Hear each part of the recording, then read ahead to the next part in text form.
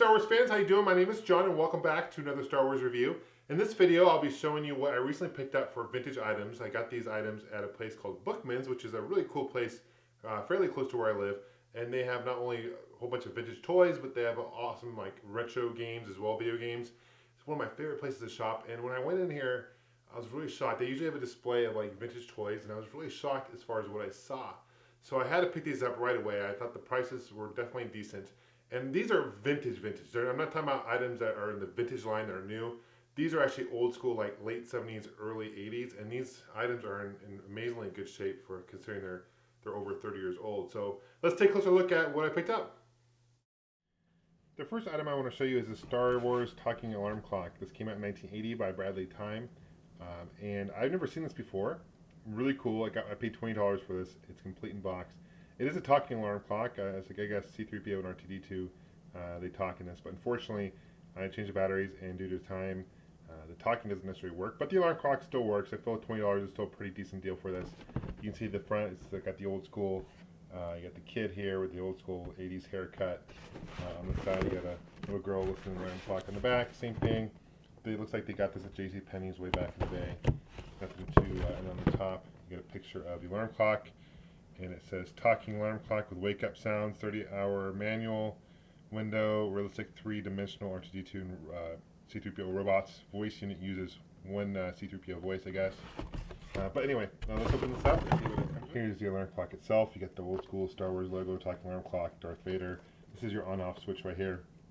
And the cool thing is, even though you can see it's running right now, even though it doesn't necessarily, the batteries don't work anymore for the talking part, it's a wind-up clock, so it's old school. You just wind it up, and it works fine. This is where the C battery would go. You can see the speaker here, and it looks like copyright, let's see, 1980, right there. The Century Fox film, made in Hong Kong, Bradley Time. Get the model number. So I think that's a really cool looking piece. Very cool item to display in the Star Wars room. The Darth Vader Tie Fighter. This is old school 1978. Really stoked to find this because not only is it hard to find vintage vehicles, it's hard to find them with the box, especially the Star Wars New Hope package design like this one is. And I was really stoked. I only paid $45 for this, and that's a pretty good deal considering the shape and stuff. Now, when you find these vintage vehicles like this, the first thing you got to ask yourself, is this actual vintage old school? And there's a way you can look. You have to look at the copyright on the vehicle itself, and the boxes should say copyright as well. The reason you want to do that is because Hasbro recently has been doing the vintage line. As I reviewed before, this is what it looks like. And as you can see, that looks very old school too, but it's not. You can see it says vintage line here. If you look closely at the date, it says 2010 right there. So this is made to look old school, but it's not. This is definitely old school. Let's see if we can find copyright date on it. After further looking around in the box, you can see here, that's the price tag I paid for it, $45. But if you look very carefully down here, it says 1978 Kenner. And you can see here it shows a picture of Darth Vader with vintage stormtroopers. And the cover has got the action light up sounds on the very bottom top here. You've got a picture of the Star Wars. On the side, you got kids playing with it. Let's open this up and see what's inside.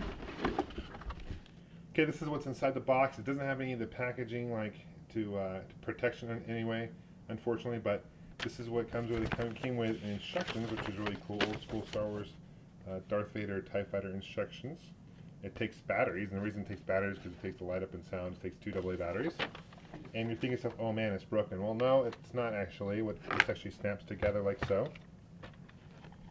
So this is what it looks like when the wings are put together, and the reason they break apart because there's two buttons here you can push, and the wings actually pop off like that and like that, which is neat. Let's put these back on. This is where the figure would go themselves like Darth Vader. You just put them in there, the cockpit.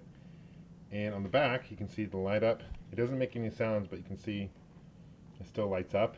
And you push this back button here, and on the bottom here, this is where the 2 AA batteries actually slide into. So very old school. And if you look carefully here, again, on the vehicle, you can see it says 1978 on there. So by Kenner, so I know it's definitely legit. and that is the Darth Vader Tie Fighter. Last item I want to show you is a Star Wars vintage X-Wing fighter. This package is in phenomenal shape considering this came out in 1977. You got a tear here, unfortunately. I paid $50 for it, but on the side here, you've got the crew with X-Wing fighter. It's got light up and sounds, which unfortunately it uses two AA batteries. The sound doesn't work on this vehicle. I guess it's again due to age and probably corrosion. It shows you instructions on how to open the wings and stuff. Let's open this up. It's out. It's definitely a prize in my collection. This has got the original packaging too.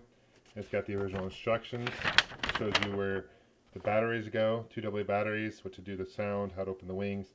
It's got all the original decals.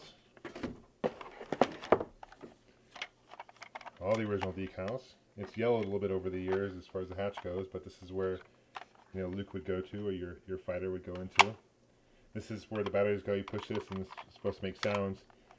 You get the landing gear right here. This thing comes down.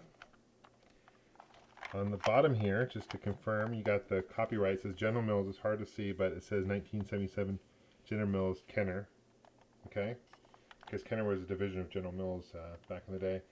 And this is really cool. You've got to open up the wings. You push down on R2's head. See that? It's open up in lock positions, and then to lower them, you just push on this button right here. That's pretty neat.